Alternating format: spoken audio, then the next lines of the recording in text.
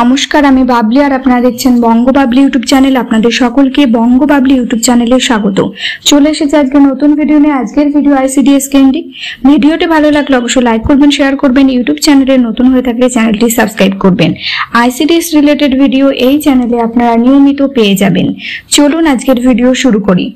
পোকা ধরা চাল ডাল দিয়ে শিশুদের খাবার তৈরি, হাওড়ার অঙ্গনওয়াড়ি কেন্দ্রে শোরগোল।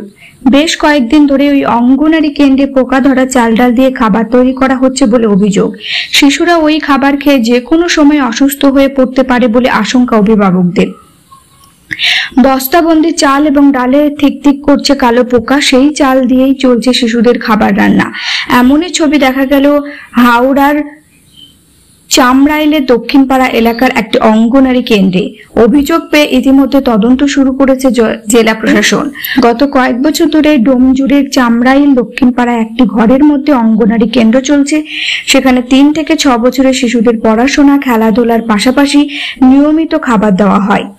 একই সঙ্গে গ্রামের অন্তঃসত্ত্বা মহিলারাও ওই কেন্দ্র থেকে খাবার নিয়ে যান। পুনম চৌধুরী নামে এক অভিভাবক আরো বেশ কয়েকজন অভিভাবকদের নিয়ে অভিযোগ করেছেন, কয়েকদিন ধরে ওই অঙ্গনওয়াড়ি কেন্দ্রে পোকা ধরা চাল ডাল দিয়ে খাবার তৈরি করা হচ্ছে। শিশুরা ওই খাবার খেয়ে যে কোনো সময় অসুস্থ হয়ে পড়তে পারে বলে আশঙ্কা প্রকাশ করেছেন তারা। অভিভাবকদের অভিযোগ, খাবারের মানও এমন যে অনেক সময় খাবার বাড়িতে নিয়ে গেলেও শিশুদের খাওয়ানোর সাহস পান না তারা। পথ কুকুরদের খাইয়ে দেন ওই খাবার। ওই অভিযোগের প্রেক্ষিতে সংশ্লিষ্ট অঙ্গনওয়াড়ি কেন্দ্রের শিক্ষিকা এবং রাঁধুনি দুজনেই চাল ডালে পোকা থাকার কথা স্বীকার করে নিয়েছেন। শিক্ষিকার যুক্তি, একসঙ্গে 2.5 মাসের চাল এবং ডাল জমিয়ে রাখা হয়েছে, এর ফলে পোকা ধরে গিয়েছে তাতে। তিনি বলেন, চাল ডাল রোদ্দুরে সেঁকে নেওয়ার পর রান্না করলেও ভাত ও ডালে পোকা থেকে যাচ্ছে। পরে ছাঁকনি দিয়ে ওই পোকাগুলিকে তুলে নেওয়া হয়। এই ঘটনার কথা চাউর হতেই এলাকায় চাঞ্চল্য ছড়ে পড়ে।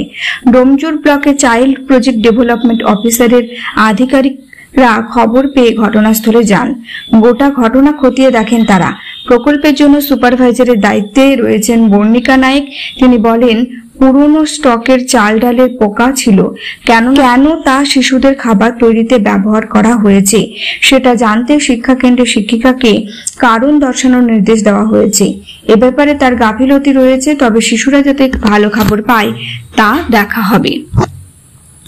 এই ছিল আইসিডিএস রিলেটেড আজকের ভিডিও।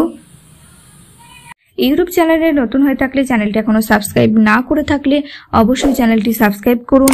পাশের বেল আইকনটি ক্লিক করে অল নোটিফিকেশন করে রাখুন, তাহলে যখনই নতুন নতুন ভিডিও আপলোড করব আপনাদের কাছে নোটিফিকেশন চলে যাবে। আজকের ভিডিও এখানে শেষ করলাম। সকলে ভালো থাকুন, সুস্থ থাকুন।